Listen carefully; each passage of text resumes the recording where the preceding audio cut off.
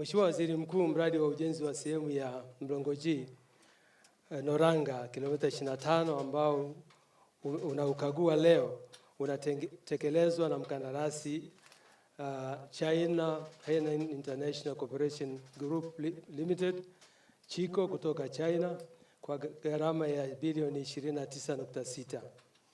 Kazi ya ujenzi ilianza tarehe 16 Septemba 2022 na inatarajiwa kukamilika mwezi Agosti tarehe 7, 2026 kwa mujibu wa mkataba. Msimamizi wa mradi huu ni kampuni itwayo Saba Engineering PLC kutoka Ethiopia akishirikiana na Capsel Tanzania Limited ya Tanzania kwa gharama ya bilioni 2.685. Utekelezaji. Mheshimiwa Waziri Mkuu, hadi kufikia tarehe ya 30 Mei 2026 utekelezaji wa mradi huu umefikia asilimia 83.25 ambapo kilomita 20.2 tayari zimekamilika kwa kiwango cha lami na zilizobaki kilomita 4.8 zinatarajiwa kukamilika ifikapo mwishoni mwa Juni mwaka huu.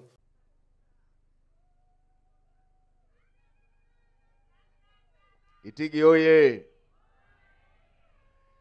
Hii barabara sasa mpaka ikamilike.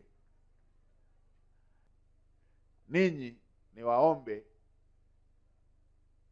muendelee kuwa wamoja na muunge mkono Mheshimiwa mbunge. Kazi hii anaiweza, lakini pia na sisi sote tutamuunga mkono. Na mimi niwaambieni, barabara hii wala sio ya Wanaitigi tu. Hii ni barabara ambayo itatufungulia shughuli za kimkoa kwenda mkoa wa jirani na mpaka nchi za jirani kupitia upande wa mkoa wa Mbeya na ule wa Songwe. Kwa hiyo tutaisukuma ili kuweza kuhakikisha kwamba inafunguka na kufungua uchumi wetu. Mheshimiwa mbunge, nikuhakikishie serikali itasikiliza maoni yako yote ambayo umekuwa ukiyatoa kuhusu barabara hii na tutakwenda kuisukuma.